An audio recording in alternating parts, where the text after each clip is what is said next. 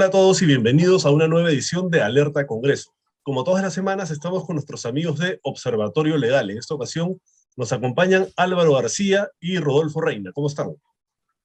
Bien, bien, gracias, David. Buenas noches contigo y con todos. ¿Qué Todos. tal? En esta ocasión vamos a analizar una ley que ya fue aprobada por el Congreso. Usualmente analizamos proyectos de ley cuando recién son presentados, pero en esta ocasión se trata de una ley que ha sido resucitada, ¿no?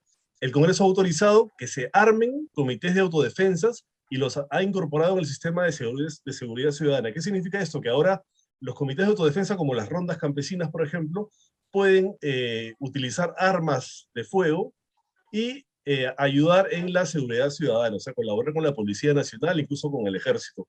Este proyecto de ley es importante mencionar que viene del Congreso anterior. El presidente Sagasti lo observó y como el Parlamento no insistió, esto pasó al archivo del Congreso. Sin embargo, este Congreso lo resucitó y con el respaldo de Avanza País, que llama la atención. Uno esperaría un proyecto así de comités de autodefensa de la izquierda, pero esto es un proyecto de ley que viene de la derecha, de Avanza País. Le hicieron algunas modificaciones en el Congreso y se aprobó por insistencia.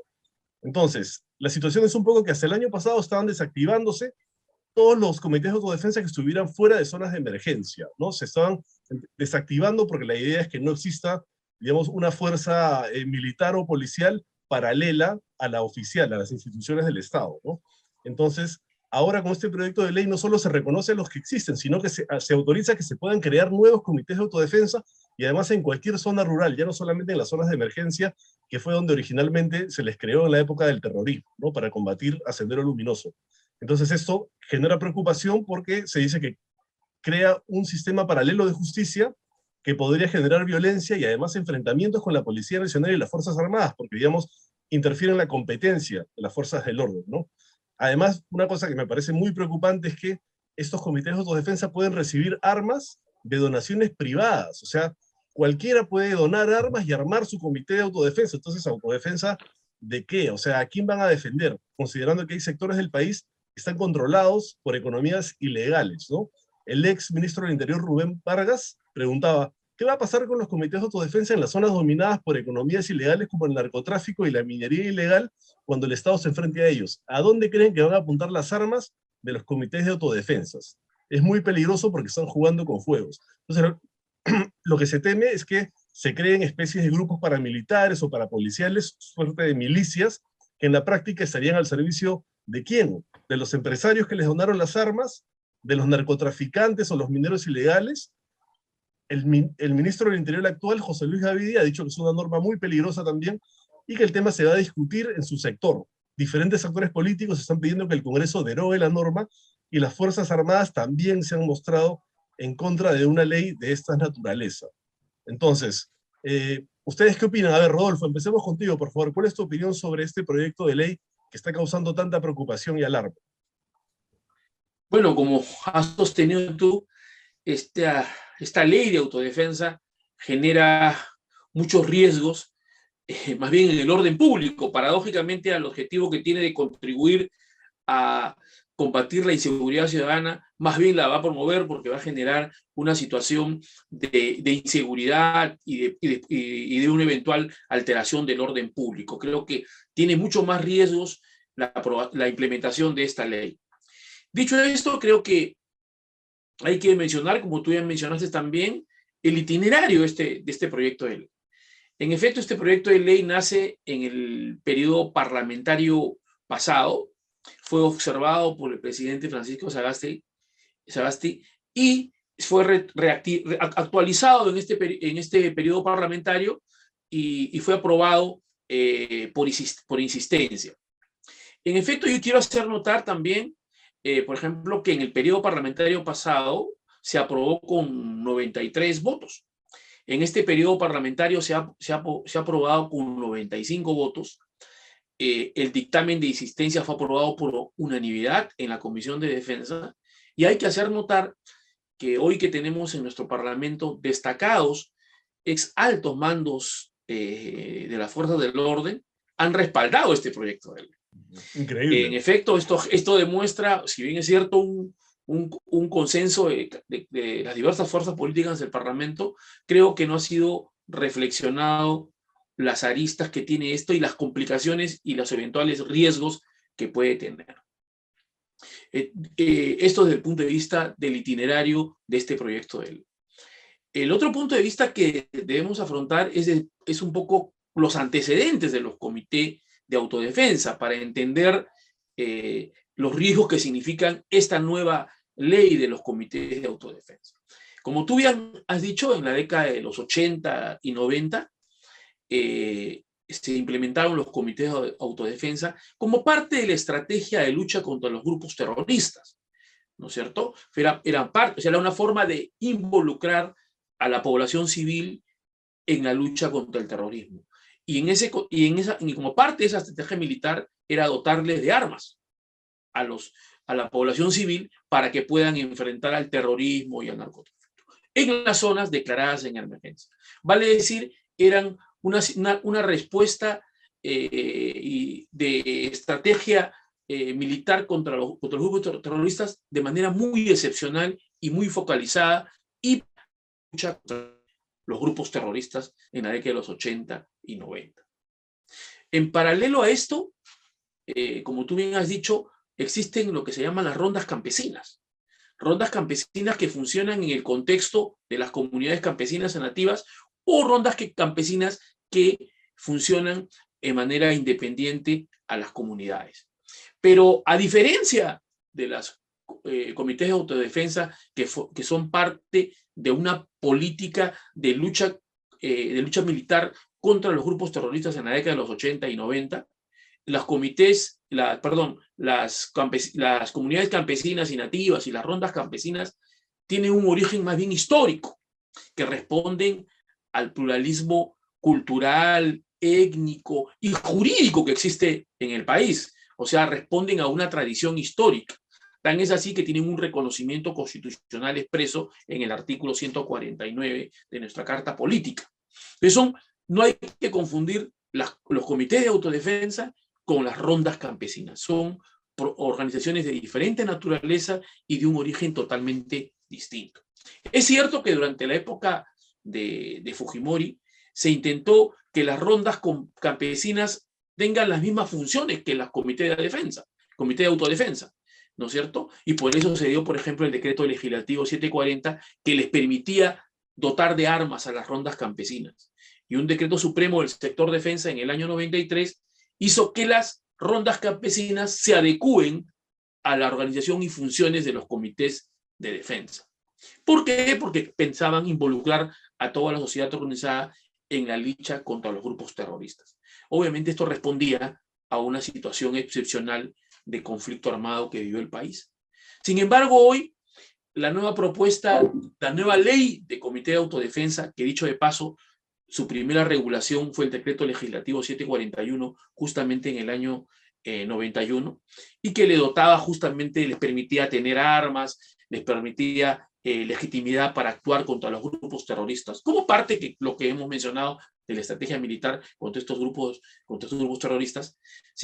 Esta nueva ley de comités de autodefensa amplía el ámbito de aplicación de los comités de defensa y le asigna nuevas funciones.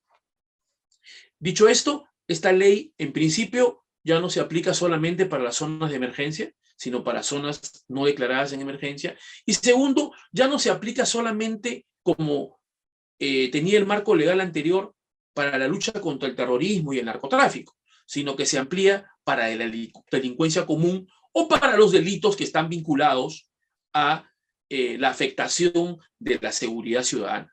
Es decir, se amplía el ámbito de aplicación y las funciones. Y esa ampliación de ámbito de aplicación y de funciones tiene un gran riesgo, porque ellos van a participar no solamente en requisas de bienes, requisas de insumos químicos, en la identificación y detención de miembros de organizaciones criminales, de pandillas, etc. O sea, van a tener un rol muy activo en la lucha contra la delincuencia común. Entonces estamos ampliando sus competencias. Esto va a traer, obviamente, posibles excesos y una serie de confrontaciones, no solamente con las comunidades, campesinas o las rondas campesinas existentes, va a haber una suerte de conflictividad con ellos y también una suerte de militarización o darles armas a la sociedad y a los civiles. Eso va a ser muy difícil de controlar, va a ser muy difícil de supervisar. Si bien es cierto, la norma establece mecanismos de supervisión de parte de la Policía Nacional y de parte de las Fuerzas Armadas, en la práctica, al permitir que los civiles puedan organizarse y puedan recibir armas, va a ser muy difícil y muy complicado poder ejercer algún tipo de supervisión eficaz. Yo creo que ahora este marco legal lo que va a ocasionar es un desborde, una militarización de la sociedad civil, y eso va a traer serias complicaciones que creo que los que han respaldado la ampliación o este nuevo marco legal de las comités de autodefensa no han sabido reflexionar correctamente. Sí, realmente es preocupante porque ahora, digamos, cualquier grupo organizado que se presente como comité de autodefensa podría lograr su inscripción, digamos, para participar en la seguridad ciudadana, en la lucha contra la delincuencia y recibir armas del Estado o de privados. Entonces, al final, fiscalizar eso va a ser muy complicado. ¿Quién controla quiénes tienen esas armas y con qué fines se utilizan? Es muy, muy complicado. Álvaro, ¿cuál es tu opinión, por favor? Bueno, coincido totalmente con lo que ha dicho Rodolfo, ¿no? Efectivamente, esta norma, a pesar de que ha sido aprobada con estos niveles de votación altísimos y probablemente con un criterio de unanimidad, tiene una serie de cuestionamientos desde el punto de vista técnico-legal, ¿no? Entonces, creo que ha habido una conjunción de ideas queriendo crear esta entidad, seguramente con buena voluntad para crear algún mecanismo que pueda ayudar a la lucha contra la delincuencia, el terrorismo y estos males criminales que aquejan a nuestra sociedad. Pero el resultado es pues negativo, ¿no? Porque hay una serie de contradicciones que efectivamente ha señalado Rodolfo. Hay una confusión muy grande entre lo que son rondas campesinas, ¿no? Lo que son comunidades nativas o pueblos originarios que están regulados por una ley especial y que han incorporado las rondas campesinas efectivamente basados en fundamentos de carácter histórico, ¿no? Pero los comités de autodefensa lo que están haciendo es prácticamente constituirse en una organización paralela que además las quieren meter dentro de la organización de los pueblos indígenas originarios, ¿no? Las comunidades nativas y campesinas, que ya tienen una estructura reguladas por ellos mismos, ¿no? Hay una ley que regula este tipo de instituciones, basada justamente en el pluralismo jurídico que el Estado ha reconocido a través de la aprobación del convenio 169 de la OIT, que regula los derechos colectivos de los pueblos indígenas y originarios. Entonces, prácticamente se ha hecho un sancochado, y esto está trayendo consecuencias de carácter legal, pero sobre todo podría traer consecuencias de carácter político, social, económico, porque efectivamente lo que está permitiendo la creación de esta institución es prácticamente liberalizar el uso de armas, ¿no? A pesar de los candados que se ha querido poner en la misma norma, es muy difícil, por ejemplo, que un municipio distrital, ¿no?, se encargue de registrar a los comités de autodefensa, lo mismo los municipios provinciales, pero además se encarguen de verificar y regular el registro de las armas, ¿no?, que pueden ser adquiridas tanto por compra o por donación de particulares como por donaciones o compras que pueda hacer a través del Estado, ¿no? Entonces es muy difícil, ya las municipalidades no pueden hacer ni siquiera el registro de beneficiarios para recibir los bonos en situaciones de pandemia, mucho menos se van a dedicar pues a registrar, ¿no?, organizaciones que además no se dice con cuántos, ¿no? Se espera que la reglamentación que haga el Poder Ejecutivo pueda determinar, por ejemplo, con cuántas personas se puede armar un comité de defensa. O sea, podrían ser 2 personas, ¿no? Y no necesariamente tener los requisitos pues establecidos en las normas como para aportar armas, que es algo que acá no se ve. Se le da a SUCAMED, por ejemplo, la posibilidad de fiscalizar el uso y el registro de armas, pero solamente con fines estadísticos. O sea, esta norma prácticamente se levanta en peso la regulación que tiene el ministerio o el sector respecto del uso y el porte de armas de uso civil, ¿no? ¿Por qué? Porque para poder tener armas hay que cumplir una serie de requisitos, hay que seguir trámites. Sin embargo, con esta norma no se dice nada de eso, ¿no? Entonces simplemente se le da una atribución genérica a la SUCAMED que finalmente va a terminar en ser un saludo a la bandera, ¿no? Y esto sin duda puede generar una situación de armamento, una situación en la que diferentes grupos, no digamos solamente los radicales, sino muchas organizaciones vinculadas a actividades ilícitas en la selva, en la sierra, ¿no? Como los taladores ilegales, la minería informal, los grupos de narcotráfico, que sin ser o sin tener ideologías políticas, que es un poco el temor que existe ahorita, ¿no? De que esto sea utilizado por algunos grupos radicales de izquierda, podrían acceder a las armas de manera libre, sin ningún problema, y por supuesto usarlas en defensa de sus intereses privados. ¿Y esto qué significa? Significa que prácticamente lo que está haciendo esta norma es quitarle las competencias a las Fuerzas Armadas, ¿no? Que son las que, por ejemplo, en estados de emergencia son las únicas que tienen que intervenir y mantener el control de determinados territorios declarados en esa situación, ¿no? Y ceder esta posibilidad a estas entidades supuestamente democráticas, libres y espontáneas, ¿no? Que se piensa que van a surgir en ese tipo de situación. Entonces, pero por otro lado, también significa la abdicación de las funciones que tiene la Policía Nacional respecto del cuidado del orden interno, ¿no? En situaciones vinculadas a cuidar la seguridad de las personas, la seguridad ciudadana. Entonces, esta norma tiene una serie de cuestionamientos desde el punto de vista constitucional que obviamente, y yo estoy seguro, va a tener consecuencias hasta judiciales o seguramente se presentarán acciones de constitucionalidad porque hay una serie de grupos que han salido a reclamar por esta aprobación. Específicamente estamos hablando de gente que defiende el tema de pueblos indígenas, pueblos originarios, los derechos colectivos, porque esta norma al regular, ¿no? Este tipo de entidades dentro de las comunidades, dentro de los que son considerados pueblos originarios, pueblos indígenas, han debido hacer algo que el convenio 169 exige, que es la consulta previa, ¿no? Entonces, para cualquier medida legislativa que pueda afectar a este tipo de poblaciones, ¿no? Tiene que hacerse una consulta previa. Y yo creo que si esto se impugna judicialmente a nivel constitucional, van a tener éxito porque obviamente eso no ha ocurrido nunca, ¿no? Ni siquiera se les ha llamado para que puedan expresar su opinión en la comisión, ni tampoco en el Parlamento, que yo sepa, ¿no? Entonces, esto va a tener consecuencias, ¿no? Porque además, mire, hay un artículo que dice que pueden recibir dinero de parte de los privados, pero también de las entidades públicas, que pueden ser de carácter nacional, regional, municipal. Y esto, por ejemplo, viola también todo el sistema nacional presupuestario que está regulado en un decreto legislativo, ¿no? Que establece cómo es que se tiene que gastar el dinero de todos los peruanos. O sea, no se puede entregar subvenciones fácilmente a una organización simplemente pues a pedido porque firman un convenio ¿no? de cooperación interinstitucional y se entrega la plata. No, porque estamos hablando de grupos que son, primero que son grupos privados, ¿no? Que si bien pueden seguir un reconocimiento, tiene que haber una regulación, existe una regulación específica de cómo es que se tiene que gastar el presupuesto. Y por ejemplo, el tema de subvenciones, claramente dice esta ley que regula el sistema presupuestario, que tiene que estar esto establecido en la ley de presupuesto, ¿no? Entonces, por lo tanto, los congresistas que han aprobado esta norma han violado un principio fundamental, que es que el Parlamento no puede generar gastos, ¿no? Adicionales a los que están previstos en la ley de presupuesto, porque imaginemos cuántos comités podrían surgir a nivel nacional y si todos ellos piden dinero o subvenciones al Estado a través de los municipios o gobiernos regionales, escucha que esto se va a convertir simplemente en un sistema de drenaje presupuestario que nadie sabe a dónde ir a parar, ¿no? Con las consecuencias políticas, sociales y por supuesto en temas de seguridad que podrían tener. Entonces, creo que es una norma muy cuestionable.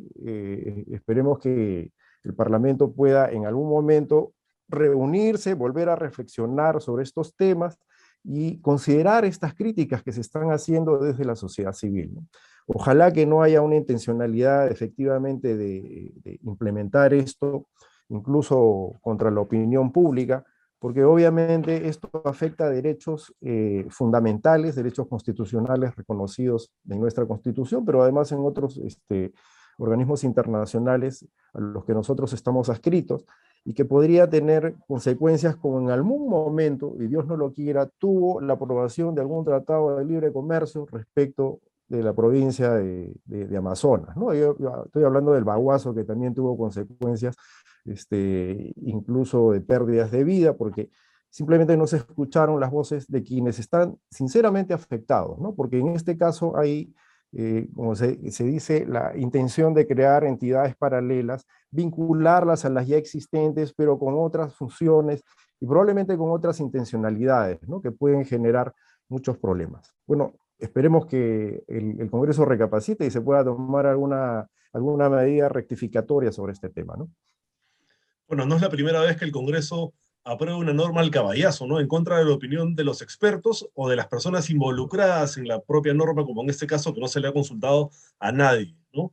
Se está pidiendo que el propio Congreso derogue la norma, se le está pidiendo ya desde varios sectores de la sociedad civil, incluso desde el propio Ejecutivo, porque el otro camino sería una acción de inconstitucionalidad, y ya sería el Tribunal Constitucional quien tendría que declarar inconstitucional esa norma. Vamos a ver, esperemos que no tengamos que llegar a eso y que el Congreso derogue la norma lo más pronto posible, atendiendo a las críticas que se están haciendo y que son bastante razonables, porque la norma tiene muchas deficiencias y representa un peligro que más bien podría funcionar, digamos, en el sentido opuesto para el que supuestamente ha sido creada, ¿no? Podría agravar más el tema de la inseguridad ciudadana en lugar de ayudar a disminuirlo.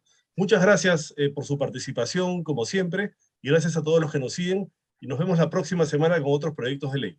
Nos vemos.